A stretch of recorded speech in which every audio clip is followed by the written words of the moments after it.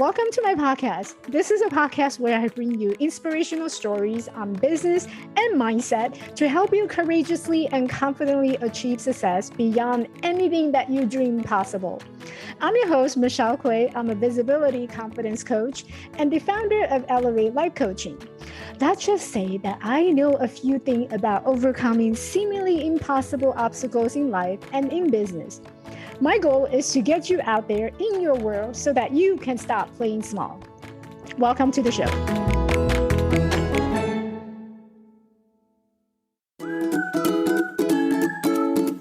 Launching a heart-centered coaching business is a long, winding road when you don't have the right tools and strategies to get you going. After spending thousands of dollars invested in your business, but so far you had zero client and you are doing a whole lot of pro bono work. If this sounds like you, my friend, I want to invite you to come and join me in the Visibility Confidence Mastermind. This is a community of women coaches who come together to grow their business with strategies on brand story, visibility, and content marketing. This is a safe place where you can find all the support that you need to confidently and courageously to build your visible brand and attract your soulmate clients into your world. I will show you an easier way to create visibility online and launch a heart-centered coaching business without feeling the overwhelm. And I'm also going to show you a better way of creating content that not only will give you the opportunity to stand out from your competitors, but also attracts the right clients to find you. How would you like to have all your discovery calls be filled with ready to sign up clients rather than wasting your time on the Humpty Dumpty who kept sitting on their walls? If you are ready to learn a simple way of boosting your business visibility, get your word out, and save time and money, come join me in our sisterhood at members.elevatelifecoaching.org/VC Mastermind. See you soon.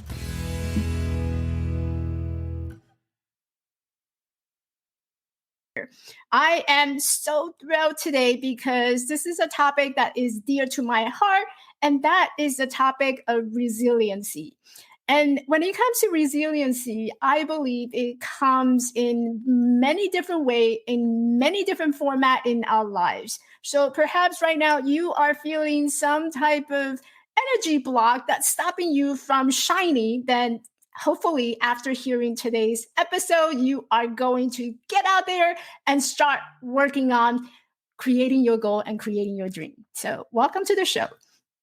I am excited today because I have my friend and motivational, inspirational speaker, Roni Sasaki. She was born only with one leg. Yeah. Now, those of you who have two legs, you might imagine, sometimes we go far, but you get tired. Now imagine you just have one leg. Or if you're like me, I have 4 legs, 2 legs plus 2 crutches. But that's okay because we're all the same. Her greatest struggle as a youngster was learning to love and accept herself for being different. Roni harbored a secret desire to become an Olympic athlete, and after various attempts at sports, become a one-leg skier on the U.S. disabled ski team. And in 1992, she won the gold medal and 2 bronze medals at Paralympics, and that was held in France. I don't want to take too much of its time because you got to hear her story. So I'm going to bring her onto the stage so that you can hear directly from her amazing and inspirational story and how she's shining lights as a podcast host and bringing more joy to more people. Hi, Roni. Hey, Michelle. It's so good to have you here. When I heard your story, when we first connected, I was so inspired. I went to your website. And it was just so amazing. And you are such an amazing speaker. I watch your speaker reel and I watched a couple of your, keynote speaking. And I just admire you so much. Oh, thank you. I feel the same way about you. So it is an honor to be here today and just chat with you for a little bit. Yeah. And I would love to hear more about what was it like growing up, just having one leg. I know we talked about it, but I know the most audience, they don't. Yeah, well, here's the deal. I knew I was different, but I also knew I was just a kid. So I did a lot of normal kid things that anybody would do. I just generally did them differently. I ran funny. I walked funny. When I wasn't wearing my leg, I used crutches like you, and I was really good at crutches.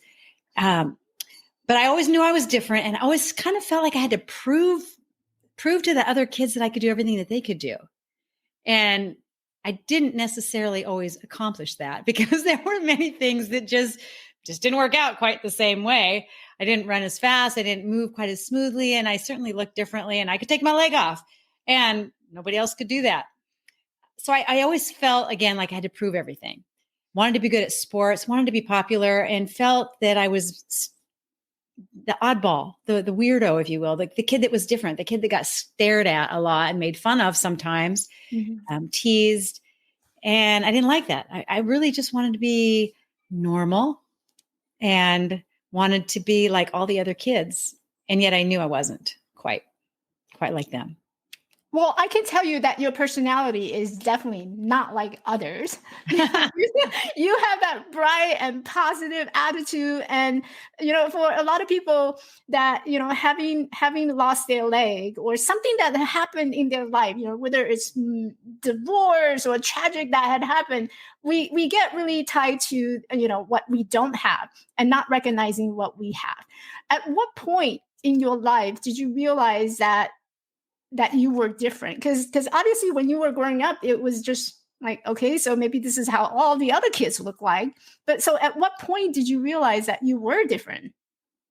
Well, when I was 6 years old, I was born with a birth defect, or they don't call it a birth defect anymore. That's not politically correct. I was born with limb difference. I think that's right, which just cracks me up when I say that. My right leg, I was missing the middle of my leg with what's called PFFD. I think it's proximal femoral focal deficiency, which means I was missing the middle of my leg, but I had my leg from the knee down, but it was attached at the hip. So I had a foot, but the foot was kind of at the level of where my knees should be. And they decided when I was 6 to amputate the foot so that I could fit into an artificial leg better. And it would look better and it make my life easier walking in the long run. And so that's what they chose to do. So I spent quite a bit of time in the summer between kindergarten and first grade in the hospital undergoing this surgery. So I started school then on crutches. So all the kids that pretty much already knew I had one leg, now it was very visibly evident to them because I wasn't wearing a prosthetic leg and I was on crutches. And so that was kind of a big eye opener. And this was one of the things that once they amputated that foot, my leg is shaped kind of funny. It's fat at the top and it gets really skinny where the shin bone would be. And now there was no longer a foot there, but they left the ankle. So it was like a little ball on the end. So I remember the first time I showed my little leg, which is what I call it, to a kid in the neighborhood, he called it a chicken drumstick. And I cried. I ran in the house and cried. But then I unwrapped the leg and looked at it and realized that he was right. It looked just like a chicken drumstick. And so that's kind of been my nickname for my little leg as well. It's chicken drumstick. So these were just little hints all along the way that I was definitely different. I knew that. And got teased. Kids called me peg leg. I remember in third grade getting pushed and spit on and made fun of. And that's not to say my whole childhood was like that, but those times definitely were embedded on my memory. And it kind of convinced me as a youngster that, this leg is going to ruin my life. It's going to keep me from doing what I want to do and accomplishing what I want to accomplish. It's just, I've been, I guess, cursed almost, cursed by having one leg. Well, out of all the kids in the world, how come I am the one that was born missing a leg? Yeah. That's what I asked myself. What did you want to be when you're growing up? Like, because you brought up a good point. There's a lot of our dreams and hope. What did you want to do?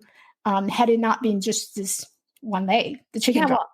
Well, I really wanted to be athletic. I wanted to be good at sports because we lived in a house that there was a field and the kids were always playing football and whatnot in the field and moving. And my brother was very tall and he was good at basketball. And I wondered what I could be good at in sports. Plus, I have to tell you, the popular kids in my school were those who were the good athletes. And I wanted to be popular.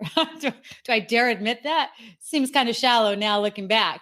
But I thought if I can just be good at a sport, if I can prove that I can be as good as they are at something, then maybe I'll be popular like all the other kids. Yeah. And so what did you have to do to get that?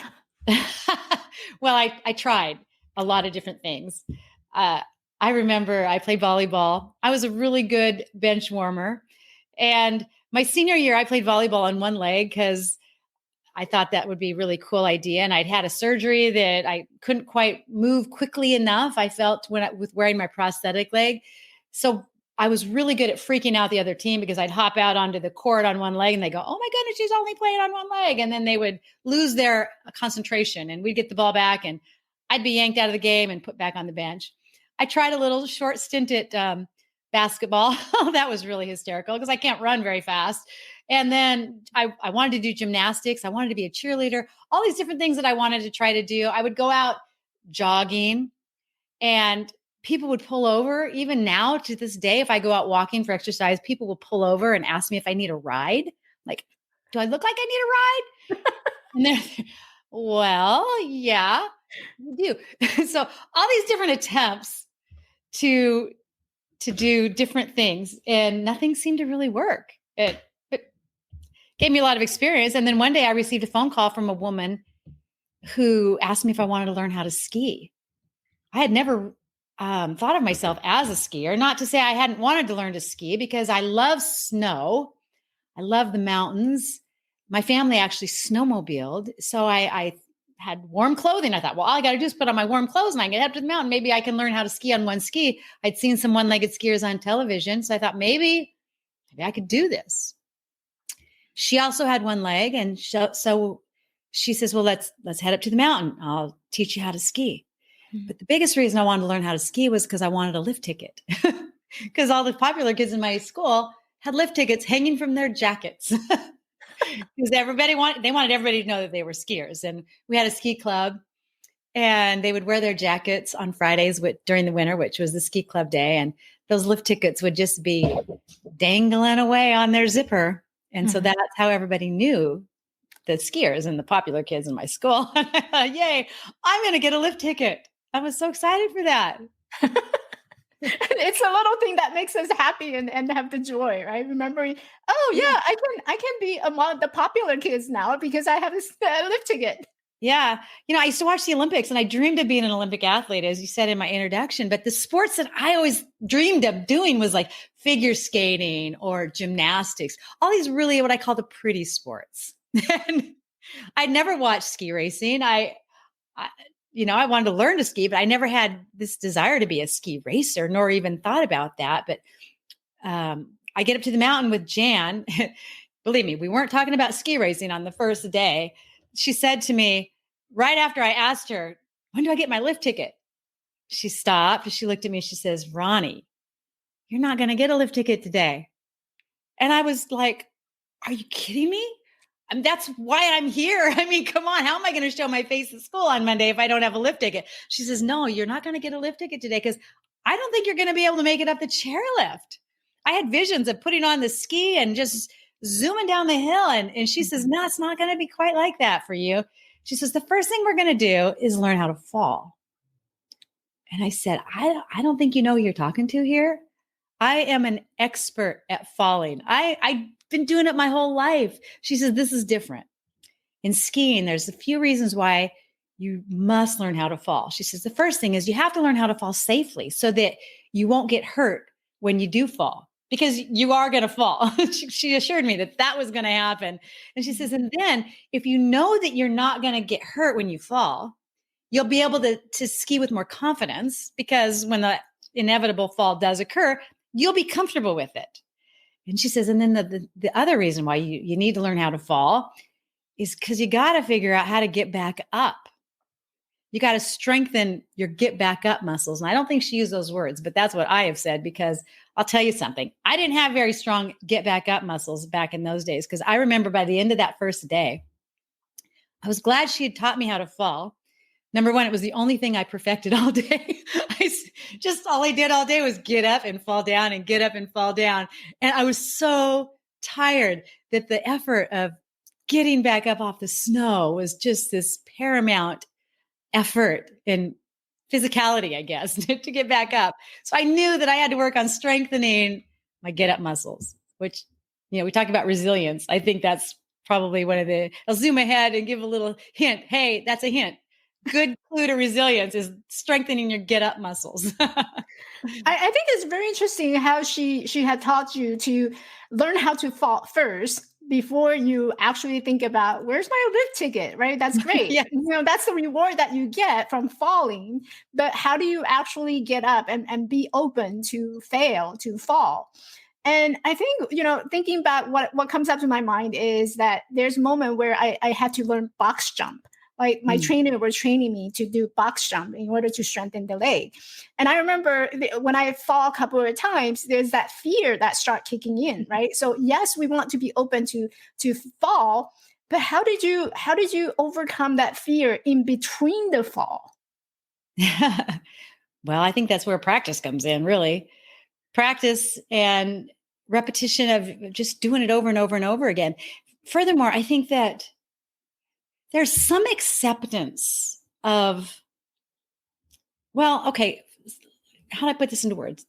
I'm a speaker. I'm supposed to be able to put things into words. When a person is learning something new, I think there's a couple of fears involved. There's the fear of a failure, of not getting it. And then there's the fear of looking really foolish while not getting it. And I think these come into play almost in everything new that we try is, oh my goodness, what if I can't do it? What if I fail? And then what if somebody sees me and I'm going to look ridiculous? I don't care what it is, whether you think I'm going to sing. And so now I got to sing. And what if I look foolish? There's the fear of doing something that we want to do, that we want to learn, but not being good at it at first, but being willing to continue to persist. My mother always taught me that, is learn to look good looking bad. So learn to be okay with looking bad at first. And so maybe that was the key to the falling thing, because if you fall right off the bat, then right off the bat, you get that out of your system. You get it off the table as, okay, now I'm good at that. I do that. I feel comfortable doing that. I already look foolish. So, let's work on the in-between now and get that better.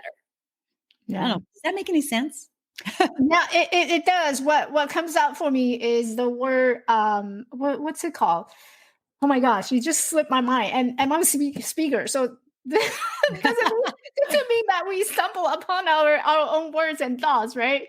There's a saying that goes something about like you have to be if you're not making any mistakes and you're not doing things right. Okay. Yeah, totally. Right. And so if you're not falling, that means that you're not doing it correctly. You're not exercising to strengthen that get back muscle. So how do you actually recognize that you got the get back muscle? What is the get back muscles? Well, for skiing, we put it that way. It is the ability to get back up easily. And obviously, the more that I practiced and learned how to ski, the less I fell.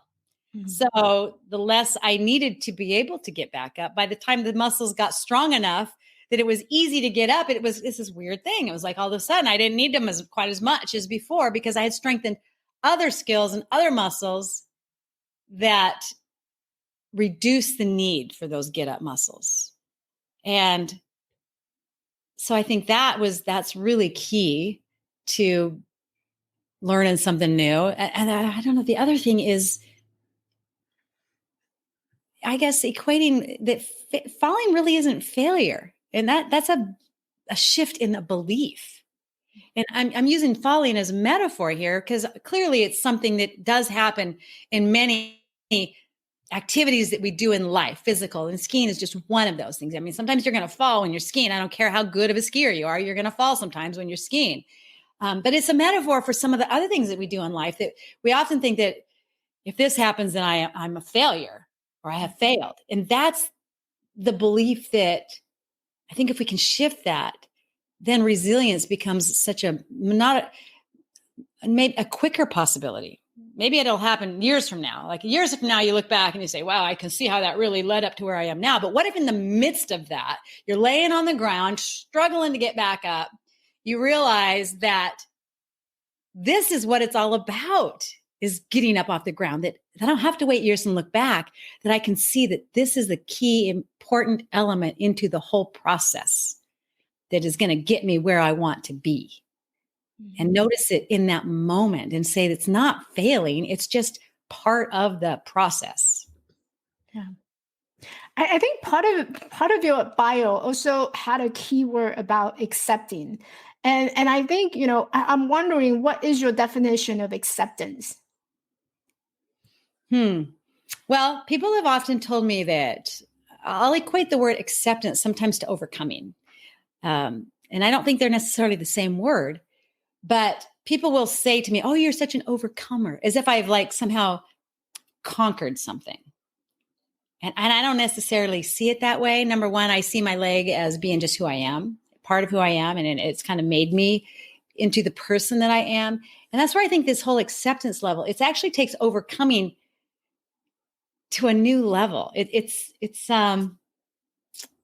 subtle, and I can't think of a word picture to use to describe it.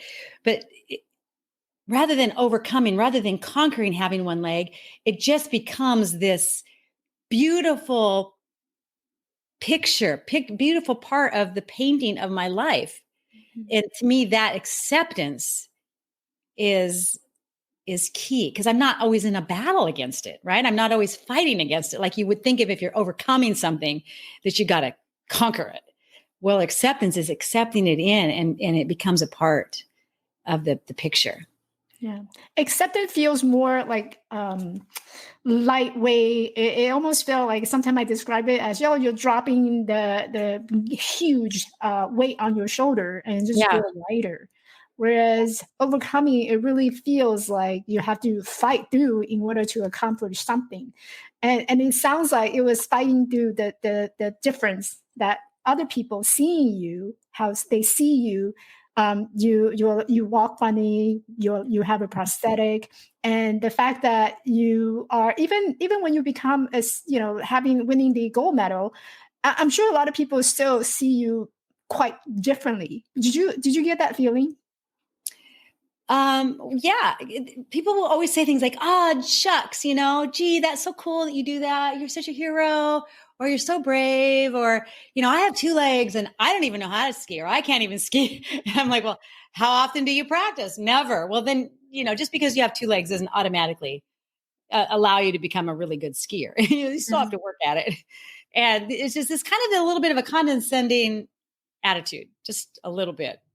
Yeah. Meant in all good intention, right? People say things like that, and they totally mean to be offering us compliment and support and all that. And I kind of think, sometimes I think just because I have one leg, that it's like a miracle that I got out of bed this morning and got ready to go and do something with my life. It's like, and you're going to go back to that being normal, right? Can you just see me as being a normal individual? I'm just like you. You want a gold medal with your 2 legs for something else, but I want a gold medal, and that's all. Yeah. Being an athlete, training really hard, working really hard, being dedicated for years, committed to an outcome. Yeah. And that, it was important to me, I guess, is what I'm trying to say. It was important to me. So it was something I became dedicated to, one-legged or no legs. And, 1992 was a long time ago. And I love that we're coming up on the Beijing Olympics and then the Paralympics that will follow, because a lot of time has passed and progress has been made in people's viewpoint of athletes with disabilities. Nowadays, being, I think, really respected more than they were back in 1992, although they were still respected then, but even more so now as athletes. Not just a person with a disability, but an actual committed, professional, awesome, incredible athlete. Yeah. And very talented too. I mean, there's that physical differences, but like in reality, it's really about what you're passionate about and what you speak on. It just absolutely apply to everyone in every situation. Yeah. So Roni, what are you passionate about nowadays? Oh, wow. Nowadays. Well, I have three grown children that have moved out. I love being an empty nester, but I've gone back to school to get my master's degree, and I have my own business. I still ski for fun, and I write. I have a book that I've written, and I'm working on other books, and I host a podcast where you and I met. It's where I interview highly successful individuals who have disabilities. And I love that. I love meeting the people through that. Speaking, I just spoke at a women's retreat a few weeks ago. So, I'm excited about a lot of things. How much do you think your resilient muscle actually apply to your experience now as entrepreneur, as business owner, as an empty nester? Like, how much of that have you been applying into your current situation? Well, coming out of COVID as a speaker, I think resiliency has been a really key because, events and gatherings, they're almost a thing of the past. I think they're starting to pick up again a little bit, but certainly I think anybody in any kind of a business situation, no, that's not true. Anybody in life right now has had to deal with resiliency the last 2 years. That goes without saying. From the way we live life has changed. The way we interact with people has changed. So it's all of us have practiced resiliency at some level just to live out our normal life, right? That's pretty true. As for me personally, learning, I'm 57 years old now, and I'm watching I call them kids that are in the disabled skiing now, or they don't even call it that anymore. I'm dating myself using that word disabled because now it's adaptive. And I like the word adaptive better because adaptive kind of gives you this idea of what's possible, whereas disabled kind of gives you more of an idea of what's limiting. So I'm all on board, even though the word disabled doesn't bother me. I'm watching these guys get ready for the Olympics coming up, the Paralympics coming up. And part of me is like, oh, I miss those days. I miss that life. I miss training. And so I feel kind of old and I feel kind of like a has-been. So when I think about resiliency and how it fits into my life right now, it's like, okay, I'm done ski racing. I love to ski for fun, but I'm slow and I'll call it graceful out there in the snow. I'm not going to win any races, nor am I going to even qualify for any races. So I get to focus on those things that I'm passionate now and not focus on what's past, but what's coming up next. And speaking at women's retreats, nurturing the podcast, meeting the guests, growing my business. These are all things I'm very passionate about that I daily run into obstacles. And I get to look at those obstacles as stepping stones. Okay, roadblock just seems to be put up in front of me. Now I get to see if that is a stepping stone to what's coming up next. That's beautiful. It's a beautiful way of accepting the situation and almost feels like adapting to what has been and what is now and what is possible in the future. Yeah, exactly. Yeah. I know you brought a gift for our audience. It's something called Resilience Roadmap. Can you tell us a little bit more about that? Well, it's just simply a visual tool that you can download off of my website. And it's got some of the keys to resiliency. And then on the other side, it's got power words. I love words. I love focusing on the words that we use and the impact that they have on this thing between our ears, our brains, because we're always talking to ourselves, right? So what if we change our words and start to use really powerful words that are going to impact the way that we think and the way that we see things? And so that's what this resilience roadmap is. And I've laid it out as a map. Again, it's a visual tool that you can use to start incorporating more powerful words into your inner vocabulary that can impact your life today. I know, another famous speaker talks a lot about your body, change your body, and that can change your state of mind. And I think that's really crucial. But I also love this idea of immediately being able to change our words, which can change our state and then ultimately change our belief system. Because if you can believe that having one leg as a kid, I believe that was a curse. Now I believe it's a blessing. What is that? How does that change? It changes everything. It changes everything. And it makes such an impact on how I know for me, how I have gone through life and welcomed in all of these beautiful things that have happened because of my leg. Yeah. You brought up the word. So I'm curious about what is your word of the year? Or what is your word? You know what? You're not the first person that's asked me this, and I have been working on it. This is February 2nd, right? So we've had a whole month. And I've been playing with a few words, and I still haven't come up with one yet. I'm thinking of dynamic, but part of me is more thinking of slow down. I don't know. There's a big difference. Maybe not. So I haven't zoomed in on my word yet. Yeah, I love the word behind you, inspire. Yes. And I think when we were connecting, I also asked, what is your definition of bravery? And the definition that you have given me was bravery is having the courage and gumption to do the hard things. Yeah, and we get to define what's hard, right? I mean, that's another thing. What's hard? Do I even want to use that word hard? I don't know. Maybe it's something that could be replaced with a better word. Inspired. So that we can be inspired to do things. Maybe the hard stuff is just the stuff I really want to do, but I'm afraid that I'm going to look bad when I first try it. Maybe that's the hard stuff. I don't know. And that's where the opportunity. That's where the opportunity of get back muscle. Yeah, get up, strengthen your get up muscles, and there we go. Where can people find you? I have a website. That's probably one of the best ways to find me. It's Roni, RONI Sasaki. You can see my name there. It's SASAKI .com, RoniSasaki.com. And I'm on Facebook as well. Roni Sasaki International Speaker is my speaking page on Facebook. So those are just a couple great places to find me. And you're also my podcast link is on my website as well. Yeah. And it's also on iTunes. It's called A Leg Up on Life.